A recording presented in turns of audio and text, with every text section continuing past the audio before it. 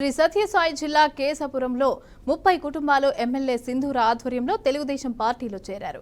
రాష్ట్రం అభివృద్ధి దిశగా అడుగులు వేస్తోందని ఎమ్మెల్యే అన్నారు. ఇక జగన్ నిర్వాకం వల్లనే విజయవాడలో కొన్ని కాలనీలు నీట మునిగాయని అన్నారు.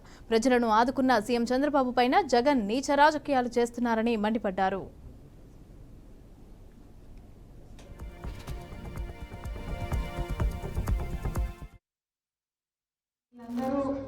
మన కుటుంబానికి కొత్త ఏం కాదు.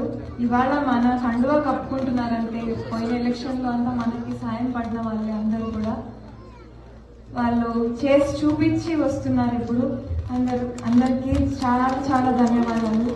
సార్ మామయ్య చెప్పినట్టు మామయ్య ఇన్నేళ్ళు కష్టపడ్డారు. 30 ఏళ్ళు ఆయన పేరు ఆయన మార్క్ అనేది ఒకటి పుట్టపర్తి నియోజకవర్గంలో క్రియేట్ చేసుకున్నారు. ఆ పేరుకి తగ్గట్టుగానే వర్క్ చేస్తాను.